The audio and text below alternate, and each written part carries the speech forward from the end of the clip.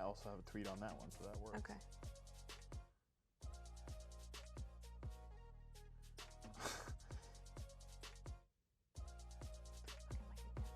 I knew he was over 100 yards.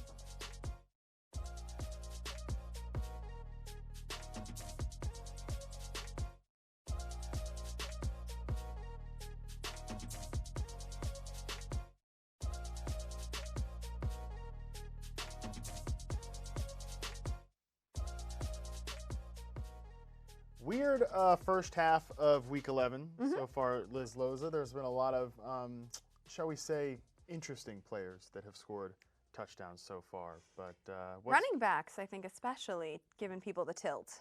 Yeah, a lot of weird running back plays. On a week where everyone was excited about Brian Hill as a random running back, he has, I think, 6 for 9 yards last time. 6 carries for 9 yards last time I looked. And, of course, it looks like the Carolina Panthers scored. Yeah, he scored a touchdown. It looks like the Panthers really focused on improving their run defense this week while forgetting about how to do everything else, which is beautiful. But chat room, we're listening to you. We are taking your questions, your comments, your concerns, I guess, not really. But we're going to talk about whatever you guys want to talk about.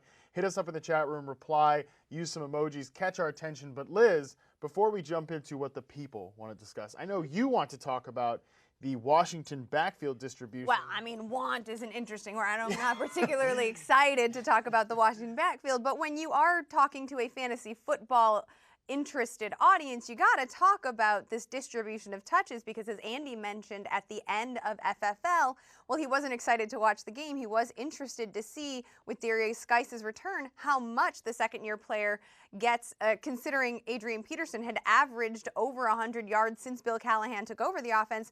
And this seems like a pretty even split. Darius Geis is leading Adrian Peterson by 1 single touch. Right now, Peterson with 3, Geis with 4. I'm particularly surprised about this because you would have to imagine that, knowing this is a lost season for Washington, why risk a player who has had so many durability issues? And while he was a value in the draft, is still pretty high capital for the position.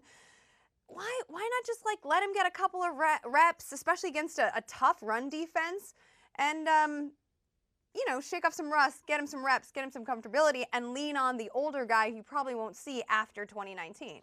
I think they just have such a tough time moving the ball at all the rest of the season. Peterson's been doing it, though. He's been doing it. Both remarked how he looked pretty good. Exactly, and actually both these guys right now, Peterson has 5.7 per carry, Geis has 4. They've been running pretty well against a better run defense and a pass defense, but, man, Dwayne Haskins doesn't look like he's got it. Also worth noting in this same game, I know you want to talk about this as well, 11 carries for Le'Veon Bell, 5 for Bilal Powell. I know people are tilted about that a little bit, and of course, as you would expect, Le'Veon Bell under 4 yards per carry right now, 3.5.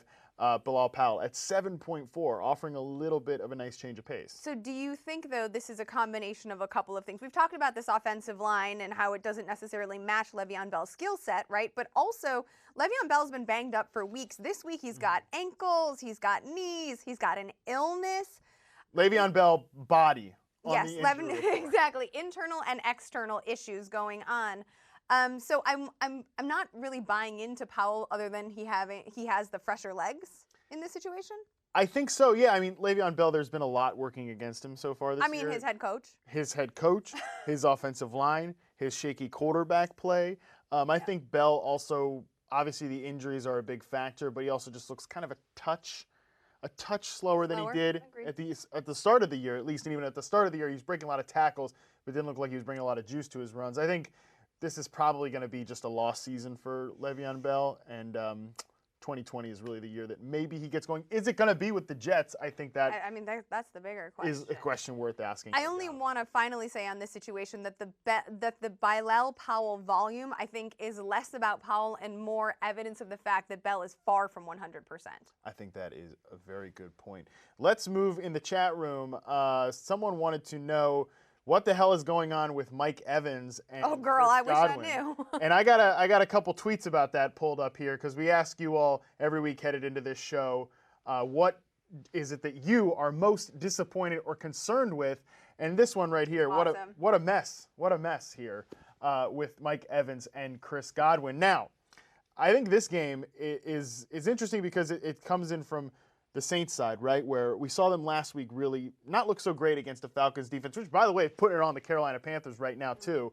But neither Mike Evans or Chris Godwin is doing much. And Drew Brees is doing well, but Jameis Winston on the other side of it. 2 interceptions. I will say, though, to Jameis Winston's credit, and I won't say this very often, to Jameis Winston's credit, both those interceptions almost looked like they were glitches in Madden. But frankly, like, they maybe weren't his fault, but he has so many on his ledger that are his fault. He kind of owes his team. And he no longer gets the benefit of the doubt. No, and I mean, just eventually when you're going to throw like 20-plus picks in a year, a few of them won't be your fault. But also, O.J. Howard, I mean, now is the experiment starting to finally end after 1 week against the worst tight ends defense? I think so. That Jared Cook, though, scored a touchdown in this one. Alvin Kamara looks like he has a pretty commanding lead of the backfield for New Orleans. 8 for 50, 3 for 16 for Latavius Murray there. Also Alvin Kamara, 6 catches, 37 yards. So we talked about this on the podcast this week, kind of heading into it, and last week as well, whether Kamara was going to get back to that RB1 true workhorse level of volume. Starting to look like it's got there. Unfortunately for you and James Roday's fantasy team, he did have a touchdown called back as well. Already got the text. Thanks, James. My boy Traquan Smith, not drawn a single target. So the only damage that he's doing so far is to my soul, none to other people's fantasy squads. But yeah, as for Mike Evans, I mean, he's only drawn 2 looks. Like, it's going to be the way it is when your quarterback has thrown a couple of picks, turnovers. Maybe you look in the second half. And, you know, this was a week where a lot of people really liked Mike Evans because of the no Marshawn Lattimore factor. Scotty Miller. Scotty Miller, 1 catch, 48 yards on 2 targets, went down at the 1-yard line. My boy. Also another, that's your boy? Well, he was for a second. Remember over the summer? Bruce Arians really talked him up. He was going to be the Adam Humphries of this offense. That feels like a bajillion years ago at this point. The summer does. But I think that is worth mentioning that he's a guy that the Bruce Arians did like. But overall, yeah, probably not a very fun game for your Bucs in fantasy. A few of the other tweets that I got in this game as well, people wanted us to talk about Deshaun Watson, who so far hasn't done much. Nope.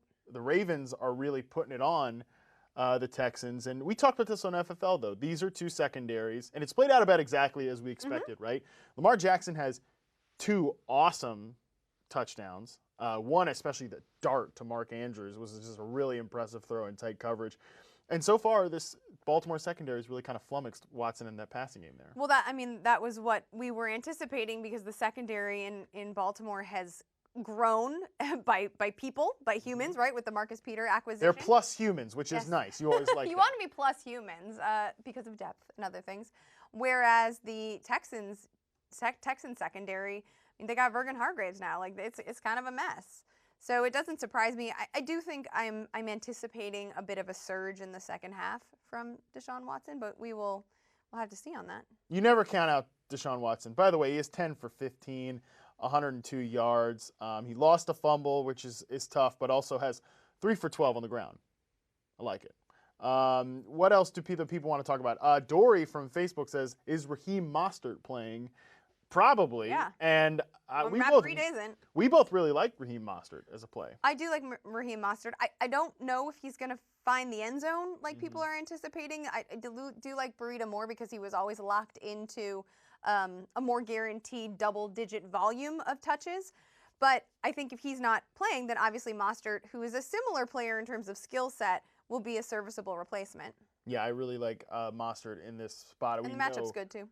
Matchup is pretty good. San Francisco has started to fall apart a little bit as a run defense, while they are very good as a pass defense. And overall, we just like this. Well, the Arizona run defense. Yeah. That's what I meant to say. Of course. Now on to the chat as well. A question from Scott from Facebook. You got to pick one here in a half-point PPR. I think this is your boy Scott.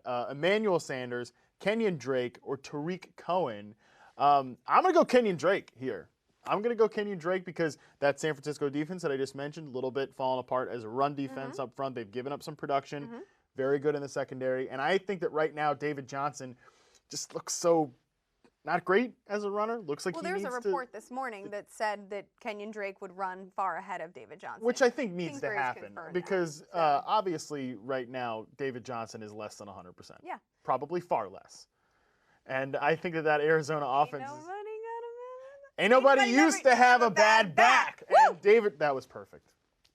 David Johnson, of course, not healthy. Kenyon Drake, very comfortable as the lead back. He showed us that last time he played this team.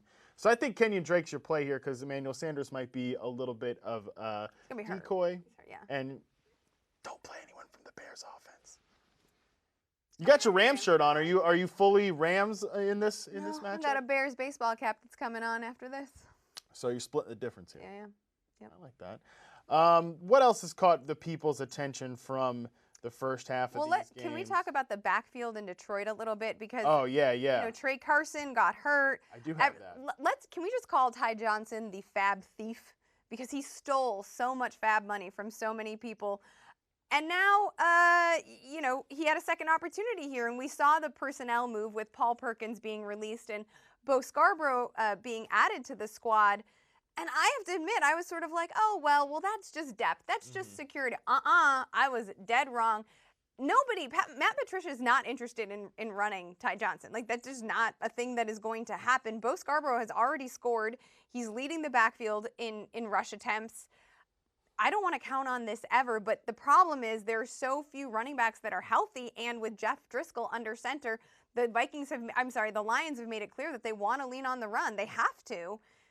Here's what we're doing. So Bo Scarborough, 8 for 38 and a touch. It's gross, but Ty Johnson doesn't even have a single rushing attempt. Yeah, I mean, beautiful gift here from our pal Tate Wetzel. Ty Johnson, you got to be kidding me with the little sad kitten face there. Ty Johnson's like not a thing. Sorry. Stop trying to make him a thing. It's not a thing. It's not going to happen. Bo Scarborough, though, of course, we have to note, this is a revenge game. Originally drafted by the Dallas Cowboys. Italy. Was on the line. I mean, he thought he was going to be Tony Pollard. Truly. He was supposed to be the Tony Pollard. Tony Pollard, the people's running back. Looks good.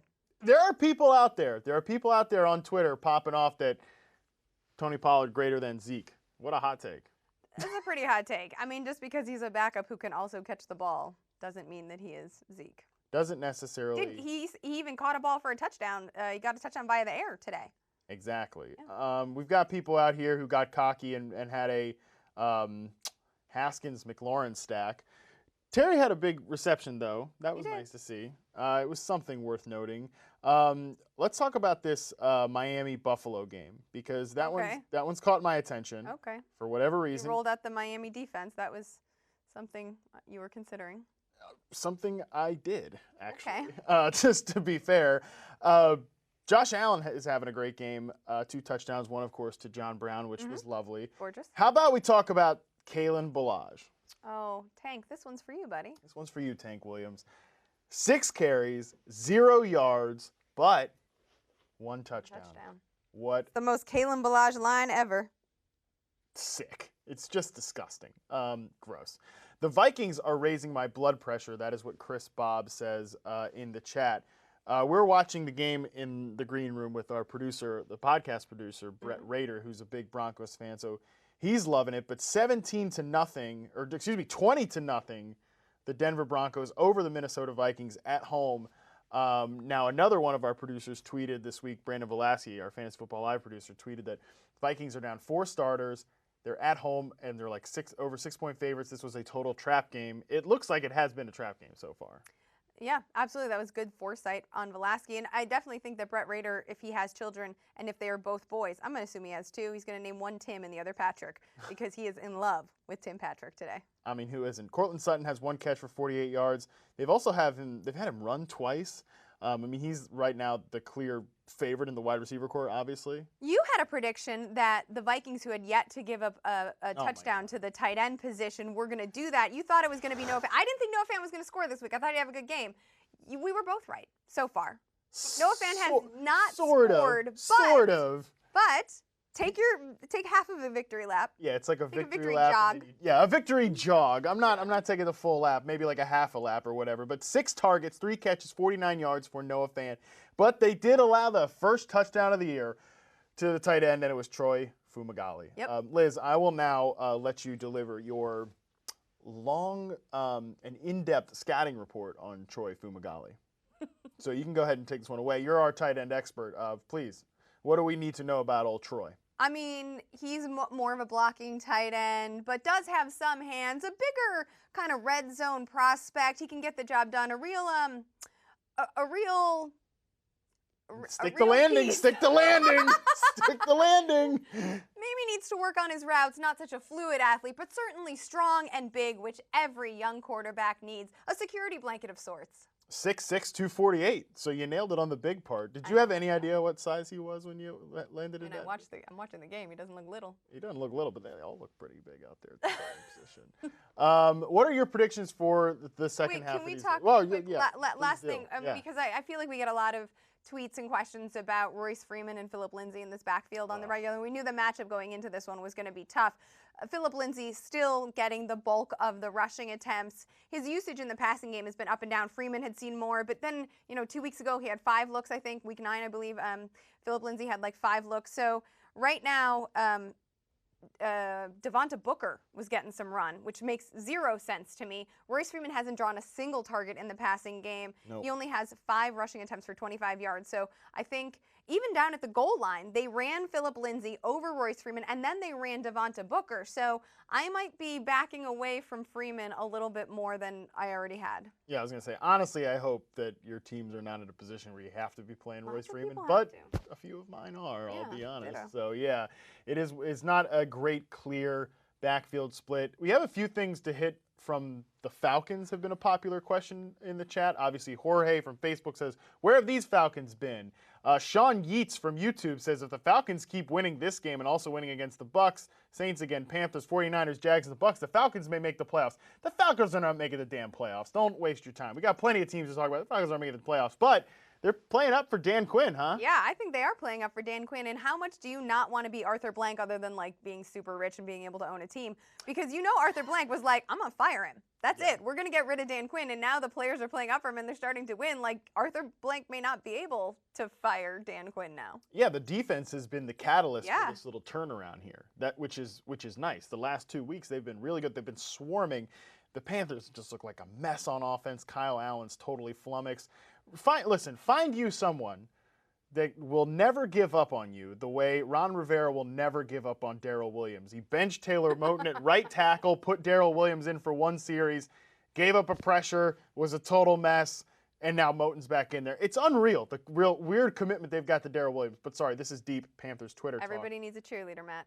Everyone needs a cheerleader. But the Falcons, looks like Dan Quinn's been a little bit more than a cheerleader by giving up the play calling. This is something we've talked about. Yeah. We've wanted the Browns to do. We talked about it on live, or we just talked about it in the green room. I'm not quite sure. Hard to say, but we've pleaded with the Browns to do this with their offensive play calling.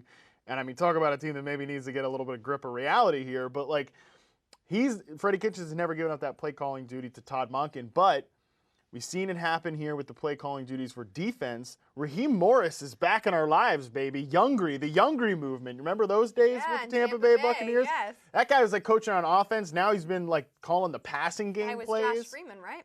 Oh, the Josh Freeman. I don't even remember who the other jokers are on that team. Like Vincent Jackson, was that? No, the other Mike Williams. Remember Seattle? Yes. Yeah. All right. Syracuse Mike Williams. There's a whole group of guys. They had some running back, I can't remember, who didn't pan out. It was a real treat. But the point is, Raheem Morris calling the passing game plays for the Falcons on defense, and that has turned out pretty good. I am also impressed that Atlanta has lost. Well, they lost Mohamed Sanu, not to injury, but to another team, right? And Russell Gage has stepped up pretty nicely in his stead. Austin Hooper obviously done with an injury. Mm-hmm. There is no Luke Stalker in this game. He hasn't even drawn a target. Don't ask me about Luke Stalker. I am happy to dig deep on all sorts of tight ends. Heck, I'm throwing a dart at Ross Dwelly this week. But don't make me mess with Stalker. There's a limit to what she's willing to do. I can only bob for so many apples, y'all. Only so many apples. But that's going to do it for us here on the first halftime segment. Pretty fun group of games to finish up with now. And I know we have some really exciting ones later in the afternoon, and then we've got that heater on Sunday night, which we will be back to talk about. So make sure to come back here during the second late game halftime. We will be chopping it up with you, the people, ready to give an in-depth preview of the Mitchell Trubisky versus Jared Goff Bowl for the heart of Liz Loza. It's going to be a total thrill. A mistake and a fraud. I deserve better. So do you.